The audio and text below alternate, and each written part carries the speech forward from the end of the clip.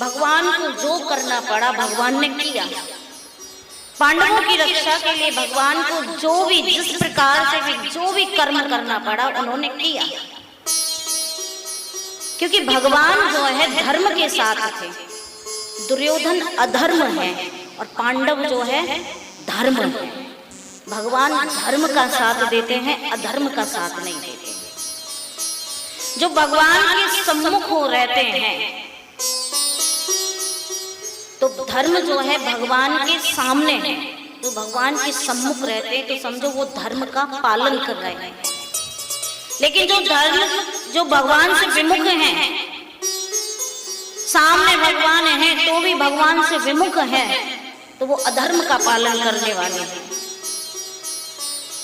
सूत जी महाराज कहते हैं कि राजन, भगवान ने पांडवों का इसलिए साथ नहीं दिया कि पांडव उन्हें प्रिय थे, बल्कि भगवान ने पांडवों का इसलिए साथ दिया क्योंकि भगवान ने धर्म का साथ दिया, क्योंकि पांडव जो है धर्म में स्थित थे और भगवान का जो अवतार होता है वो धर्म के लिए ही होता है। इसलिए भगवान ने जो है पांडवों का साथ दिया और पांडवों का साथ देकर जो है भगवान ने ये दर्शन कराया है कि जिसके जीवन में 5 चीजें हों, मैं उसके साथ हर पल और हर क्षण उसकी ऊपर कृपा बनाकर रखता हूं। देखने में 5 पांडव लगते हैं, लेकिन अगर हम इसका थोड़ा सा मंथन करें, 5 पांडव हैं लेकिन एक व्यक्ति भी पांडव बन सकता है जिसके अंदर ये 5 गुण आ जाएं। कौन से 5 गुण? युधिष्ठिर धर्म का प्रतीक है, जिसके अंदर धर्म धारण करने का जो है कर्तव्य आ जाए। दूसरा भीम जो है भाव है, जिसके अंदर भाव आ जाए, भक्ति में भाव आ जाए। तीसरा अर्जुन क्या है? समर्पण है, जिसके अंदर समर्पण की भावना हो। नकुल जो है वो संयम है और सहदेव जो है वो क्या है? नियम है। यानी धर्म, भाव, समर्पण, नियम और संयम जीवन में जिसके रहते हैं उस पर भगवत कृपा बनी रहती है। उसके साथ भगवान हर समय हर क्षण अपनी कृपा बरसाते रहते हैं। 5 गुण जिसमें है वही पांडव है। धर्म जिसमें है, भाव जिसमें है, समर्पण जिसमें है, जिसमें नियम है, जिसमें संयम है। नियम वो होता है जो हम भगवान के लिए करते हैं कि हमें रोज एक माला जपनी है तो जपनी है, चाहे कुछ भी हो। संयम वो होता है जो हम अपने लिए करते हैं कि हमें, अगर हम वैष्णव हैं तो हमें प्याज लहसुन का सेवन नहीं करना है, हमें तामसिक भोजन नहीं करना है तो नहीं करना है। ये संयम होता है। नियम भगवान के लिए बनाए जाते हैं और संयम अपने लिए होते हैं। इसलिए भगवान प्रसन्न रहते हैं। किससे? पांडवों से प्रसन्न रहते हैं। सूत जी महाराज बताते हैं कि यदा मृदे कौरव सृजन्यानां वीर वीरस्तुवतो वीर गतिम गतेषु। जिस समय में कौरव और पांडवों के बीच में युद्ध हुआ, 18 दिन तक युद्ध चला और अंतिम में जो है युद्ध करते करते सारे कौरव मारे गए, लेकिन एक ही बचा था कौरव की तरफ से और वो थे दुर्योधन। भीम ने दुर्योधन के जंघा पर प्रहार किया था। अभी तक दुर्योधन मरा नहीं है, जंघा पर प्रहार किया, लेकिन अंतिम सांस की गिनती गिन रहा है, लेकिन चाहता ये है कि मरने से पहले अगर 5 पांडवों में से एक की भी मृत्यु हो जाए तो मेरा मरना सफल हो जाए। दुर्योधन की वृत्ति यही है। कहते हैं कि जो दूसरों से ईर्ष्या करता रहता है जिंदगी भर पांडवों से ईर्ष्या करी दुर्योधन ने। जब अंतिम समय आया, भगवान भी खड़े हुए हैं, तो ये नहीं कहता कि मरने से पहले एक बार मैं द्वारकाधीश से कोई बात तो कर लूं, भगवान से बात तो कर लूं। कहता है कि नहीं, मरने से पहले एक बार पांडवों में से एक की भी मृत्यु हो तो मेरा मरना सफल हो जाए। जिसकी सोच जैसी होती है फिर उसे उसकी संगत भी उसे वैसे ही मिल जाती है कभी कभी। दुर्योधन का मित्र है अश्वत्थामा। अश्वत्थामा जो है ने जब दुर्योधन की दशा को देखा तो दुर्योधन से कहा कि मित्र, तेरी दशा मुझे देखी नहीं जाती।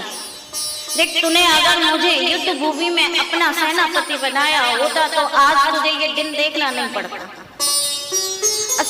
अश्वत्थामा चाहता था कि मैं युद्ध भूमि में सेनापति बनूं, लेकिन दुर्योधन ने उसे सेनापति नहीं बनाया। मित्र भाव है, लेकिन वो मित्र का व्यवहार कैसा है? कपटपूर्ण व्यवहार है। कहते हैं अश्वत्थामा ने दुर्योधन से कहा कि दुर्योधन, अगर तू ये चाहता है कि पांडवों में से एक की भी मृत्यु हो जाए तो देख, पूरी तेरी सेना में कोई भी पांडवों को नहीं मार पाया, लेकिन मैं मार सकता हूँ। अगर तेरी अंतिम इच्छा यही है कि पांडवों में से किसी एक का वध हो जाए तो तू मुझे आज्ञा दे, मैं पांडवों को भी मार कर आता हूँ। दुर्योधन ने विचार किया कि जिन पांडवों को मेरी इतनी बड़ी भारी सेना नहीं मार पाई, और ये कहता है कि मैं एक रात्रि में मार दूंगा, लेकिन मन में संतोष तो चाहिए। दुर्योधन चाहता है कि कैसे भी पांडवों में से किसी एक की मृत्यु हो जाए। अश्वत्थामा को आज्ञा दी गई। अश्वत्थामा को भागवत में जो है मानसिक बीमारी का व्यक्ति बताया गया है, जिसकी मानसिक स्थिति सही नहीं है, जिसकी खुद भी सही नहीं है, दूसरों की भी नहीं रहने देता है।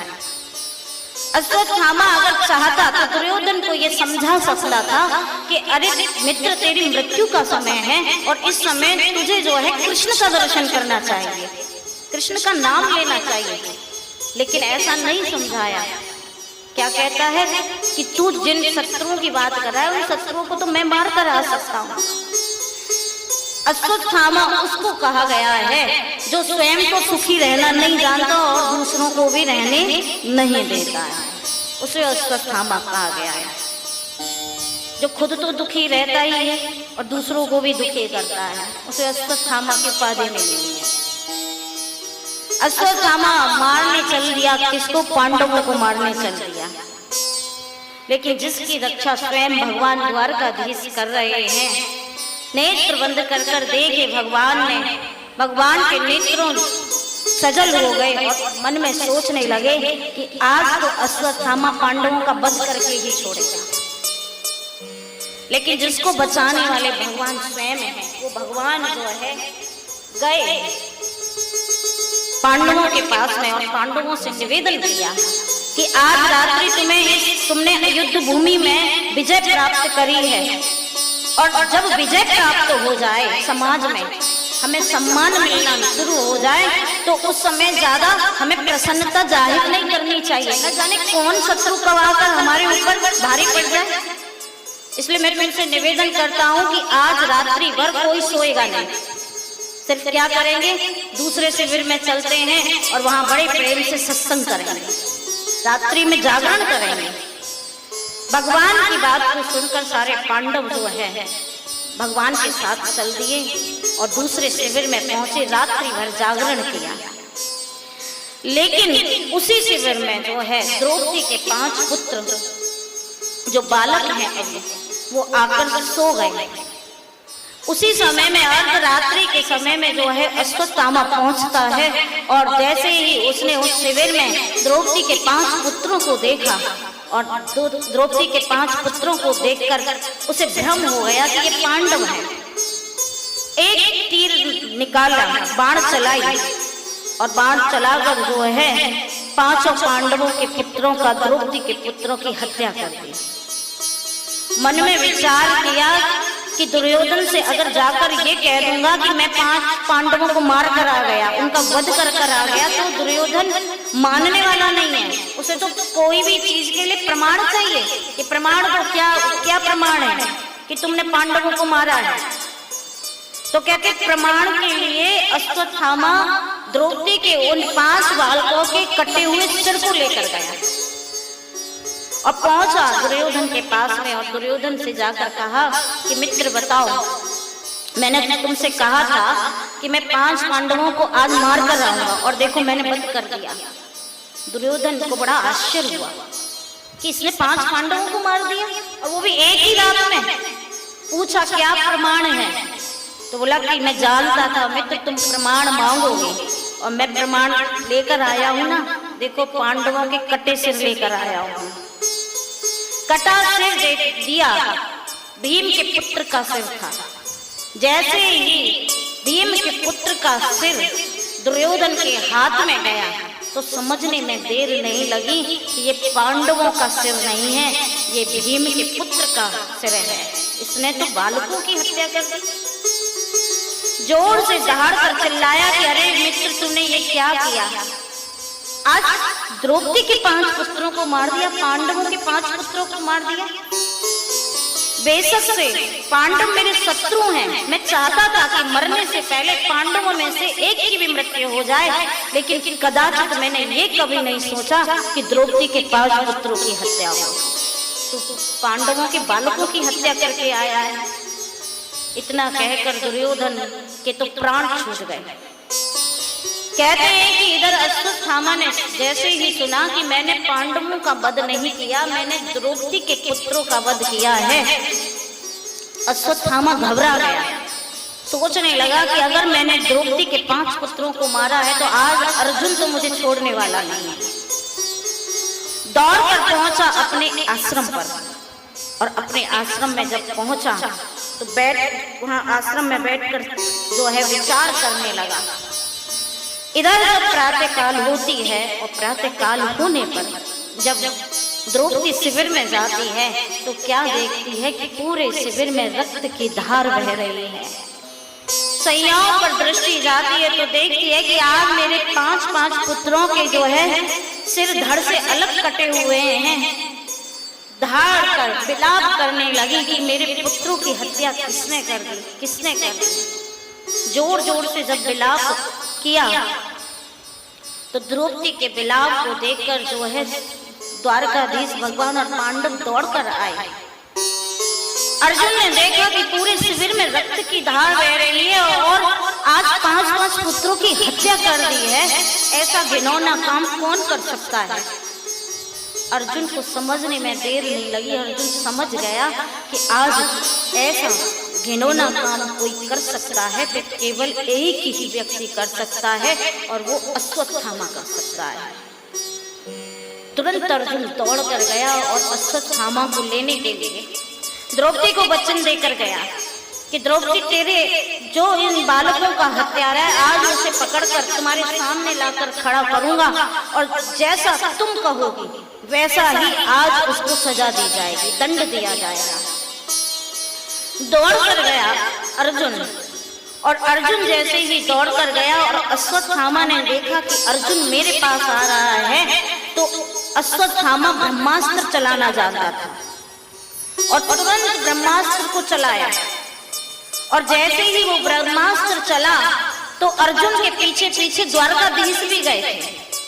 जैसे ही ब्रह्मास्त्र चला तो ब्रह्मास्त्र चलते ही अर्जुन जो है ने देखा कि ब्रह्मास्त्र मेरी तरफ आ रहा है तो तुरंत भगवान की शरण में गया। भगवान ने कहा अर्जुन घबराते क्यों हो। अश्वत्थामा के पिता द्रोणाचार्य से जब अश्वत्थामा को ब्रह्मास्त्र की शिक्षा मिली है तो वही शिक्षा तुमको भी द्रोणाचार्य ने दी है। अश्वत्थामा ब्रह्मास्त्र चलाना जानता है लेकिन ब्रह्मास्त्र को शांत करना नहीं जानता है। लेकिन तुमको ये शिक्षा दोनों मिली है, तुमको चलाना भी आता है और तुम्हें शांत भी करना आता है। अर्जुन समझ गए और अर्जुन ने तुरंत उस ब्रह्मास्त्र को शांत किया और ब्रह्मास्त्र जैसे ही शांत हुआ तो अर्जुन ने जो है अश्वत्थामा को पकड़ा और रस्सियों से बांधकर जो है घसीटते हुए और द्रौपदी के सभा में लाकर खड़ा कर दिया और बोले कि देवी, यही बाल हत्यारा है, आज बताओ इसे कैसे मारा जाए। तुम जैसा कहोगी वैसा ही इसको सजा दी जाएगी। कहते हैं कि द्रौपदी ने जब भरी सभा में जब अश्वत्थामा को खड़े हुए देखा तो दया आ गई, क्योंकि जिसके अंदर ये 5 गुण होते हैं, धर्म होता है, भाव होता है, समर्पण होता है, संयम होता है, नियम होता है, उसकी बुद्धि क्या हो जाती है? द्रौपदी बन जाती है। द्रौपदी का अर्थ है करुणा, द्रौपदी का अर्थ है दया। भगवान की परम भक्त हैं और जो भगवान का भक्त होता है उसके अंदर दया आई ही जाती है, करुणा आई जाती है। आज द्रौपदी के 5 पुत्रों की हत्या हुई है, लेकिन द्रौपदी को अपने 5 पुत्रों की चिंता नहीं है, क्योंकि जानती है द्रौपदी कि मृत्यु तो एक ना एक दिन आएगी और प्रत्येक व्यक्ति के जीवन में मृत्यु का कोई ना कोई हेतु होता है। लेकिन मुझे दुख इस बात का नहीं है कि अश्वत्थामा ने मेरे पुत्रों की हत्या करी, मुझे दुख इस बात का है कि मरने से पहले मेरे पुत्रों ने एक बार भी भगवान का नाम स्मरण नहीं किया। अगर एक बार भी नाम स्मरण कर ले तो शायद आज सदगति हो जाती। भगवान से विमुख रहने वाले व्यक्ति की दशा ऐसे ही होती है जैसे द्रौपदी के 5 पुत्रों की दशा हुई। कहते हैं कि द्रौपदी को दया आ गई और द्रौपदी ने बड़े भाव से कह दिया कि मुच्चिताम मीसा ब्राह्मणो नितराम गुरु, कि अरे पात्र से छोड़ दो। 3 बार द्रौपदी कहती है अरे छोड़ दो छोड़ दो छोड़ दो। क्यों छोड़ दिया जाए? बोले कि इसलिए छोड़ दिया जाए कि सबसे पहले तो ये गुरु का पुत्र है और गुरु का पुत्र गुरु के समान होता है। अगर आपके हाथों से गुरु का वध हो गया तो आपको ब्रह्म हत्या का पाप लगेगा। दूसरी बात, ये ब्राह्मण है, ब्राह्मण कैसा भी हो उसका वध अगर हो गया तो भी ब्रह्म हत्या का पाप लगता है। तीसरी बात, इसलिए कि इसने मेरे पुत्रों को मारा, मुझे तो दुख हुआ ही है, लेकिन मेरी रक्षा करने के लिए, मुझे संभालने के लिए आप 5 पांडव मेरे पति के रूप में हैं तो हैं, लेकिन अगर आपने इसे मारा तो इसकी माँ तो अकेली है। द्रोणाचार्य जी की जो है मृत्यु युद्ध भूमि के समय हो चुकी है, अगर आज आपने इसे मार दिया तो इसकी माँ तो अकेली हो जाएगी। कोई भगवान का ही भक्त जो है इस तरह की भावना रख सकता है, नहीं तो संसार में अगर किसी के साथ ऐसा हो तो शायद कदाचित किसी के अंदर ऐसी दया आने वाली नहीं है। लेकिन द्रौपदी को आज अश्वत्थामा पर दया आती है। अर्जुन समझ नहीं पाया। अर्जुन सोचता है कि द्रौपदी कहती है कि छोड़ दो, केशव की तरफ दृष्टि डाल जाती है तो भगवान कहते हैं कि मेरी तरफ क्या दृष्टि कर रहे हो अर्जुन? तुमने गीता पढ़ी हुई है और तुम्हें पता है शास्त्र ये आज्ञा देते हैं कि ब्राह्मण कैसा भी क्यों ना हो उसे छोड़ देना चाहिए और बाल हत्यारा कोई भी क्यों ना हो उसे छोड़ना कभी नहीं चाहिए, उसका तो वध ही कर देना चाहिए। अर्जुन की बात समझ में आ गई और अर्जुन समझ गया कि भगवान क्या कहना चाहते हैं। तो अर्जुन ने अश्वत्थामा को मारा तो नहीं, लेकिन अश्वत्थामा के मस्तिष्क में जन्म सिद्ध मणि थी, क्योंकि ब्राह्मण का जो तेज होता है वो मस्तिष्क में होता है। उस मणि को निकाला, आधी दाढ़ी और आधी मूंछ को काट दिया और समाज में से धक्के देकर बाहर निकाल दिया। समाज में कोई प्रतिष्ठित व्यक्ति जब धर्म के नाम पर ज्यादा उद्दंडता करता है तो अगर उसका सामाजिक बहिष्कार भी कर दिया जाए तो भी वो प्राण दंड के समान होता है, मृत्यु दंड के समान होता है।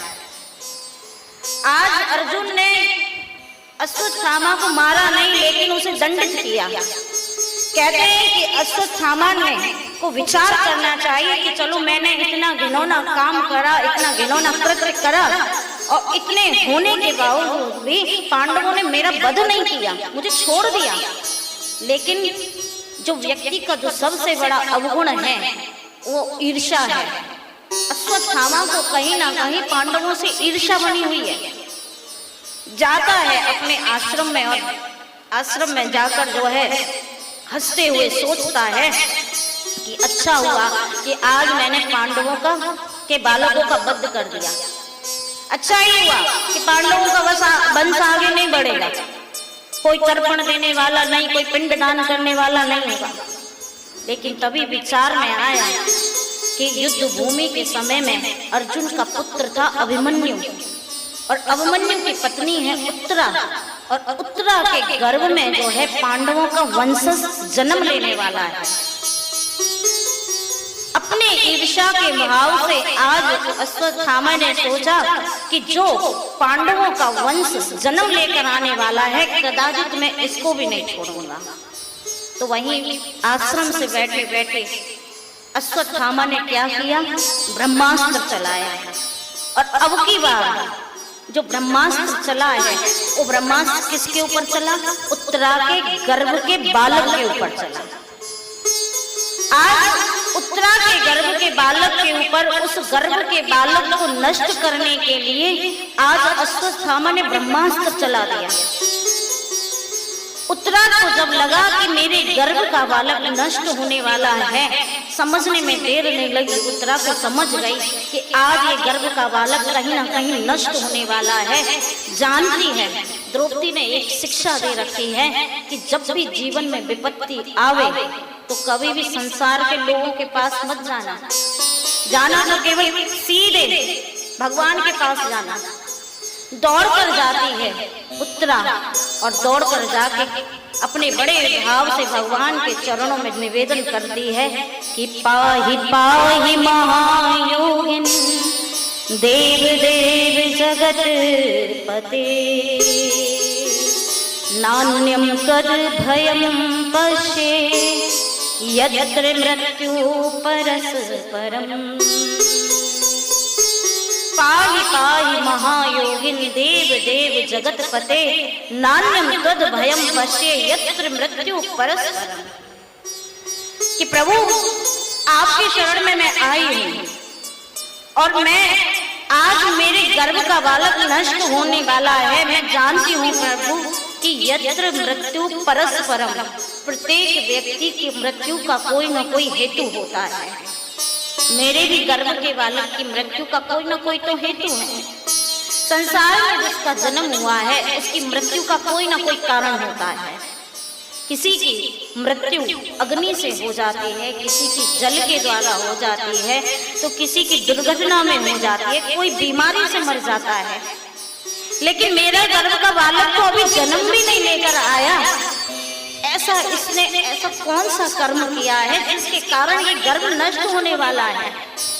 केशव, मैं आपके चरणों में केवल इतनी प्रार्थना करना चाहती हूँ कि मुझे चाहे कुछ हो जाए, अगर मृत्यु आनी है तो मुझे आ जाए, लेकिन इस समय आप इस गर्भ के बालक की रक्षा करिए, क्योंकि अगर ये गर्भ का बालक नष्ट हो गया तो पांडवों का वंश आगे नहीं चल पाएगा। भगवान ने जब देखा, उत्तरा ने इस प्रकार से स्तुति करी और भगवान ने जब देखा तो भगवान के नेत्र सजल हो गए। मन में विचार करने लगे कि जिस बालक ने अभी जन्म भी नहीं लिया उसे गर्भ में ही नष्ट कर दिया जा रहा है। इसलिए इस कथा से एक सुंदर बात ये निकलती है कि जो गर्भ का बालक होता है वो ब्रह्म के समान होता है। इसलिए भ्रूण हत्या करना पाप बताया गया है। प्रेम से कहिए श्री राधे। गर्भ में ही बालक का नष्ट होना पाप बताया गया है। कहते हैं कि भगवान को दया आ गई और भगवान ने तुरंत दो रूप यहाँ धारण किए हैं। एक रूप से तो भगवान जो है उत्तरा के गर्भ में प्रवेश करे उस बालक की रक्षा करने के लिए, और एक रूप से भगवान बाहर उत्तरा के गर्भ में उत्तरा की रक्षा कर रहे हैं। गर्भ के बाहर भी बालक की रक्षा हो रही है और गर्भ के अंदर भी बालक की रक्षा हो रही है। गर्भ में ही जो बालक अपने जन्म लेकर नहीं आया है, उस बालक ने गर्भ में ही परमात्मा का दर्शन कर लिया। तो कितना अद्भुत होगा वो बालक, कितना भाग्यवान होगा। केवल एक वो गर्भ का बालक ही धन्य नहीं है, हम सब भी धन्य हैं, क्योंकि जब जब हम अपनी माता के गर्भ में थे तो हमने भी परमात्मा का दर्शन किया है। उस गर्भ में जब हम रहते हैं तो उस समय हमारी रक्षा भी कोई अगर करता है तो केवल परमात्मा ही करता है। आज उस बालक की रक्षा जब भगवान कर रहे थे तो ये दृश्य, ये दर्शन जो है माता कुंती ने किया। आज माता कुंती ने जब ऐसा दर्शन किया तो माता कुंती के नेत्रों जो है सजल हो गए, नेत्रों से अश्रु बहने लगे और आज माता कुंती के अंदर भगवान के लिए भाव प्रकट हो गया। और भाव जैसे ही प्रकट हुआ माता कुंती के हृदय में, तुरंत भगवान के पास आई एकांत में, और एकांत में आकर जो है माता कुंती ने जो है भगवान के चरणों में बड़ी प्रेम से और भाव से जो है स्तुति करी है कि कृष्णाय वासुदेवाय देवकी नंदनाय च नंद गोप कुमाराय गोविंदाय नमो नमः। नमः पंकज नाभाय नमः पंकज मालिनी नमः पंकज नेत्राय नमस्ते पंकजांग्रही। आज माता कुंती ने बड़े भाव से भगवान की स्तुति करी, नेत्रों से अश्रु निकल रहे हैं और माता कुंती कहती हैं, हे केशव, हे देवकी नंदन, हे वसुदेव नंदन, आपके चरणों में मैं बारंबार प्रणाम करती हूँ। हे केशव, आपने जब जब मेरे ऊपर विपत्ति आई तब तब आपने मेरी रक्षा करी। मेरे पुत्र पांडवों पर जब विपत्ति आई तो आपने मेरे पुत्र पांडवों की रक्षा करी। जब भरी सभा में द्रौपदी की लाज जा रही थी, द्रौपदी का अपमान किया जा रहा था, उस समय भी आपने साड़ी बनकर जो है द्रौपदी की लाज को बचाया, मेरी पुत्र वधू की रक्षा करी।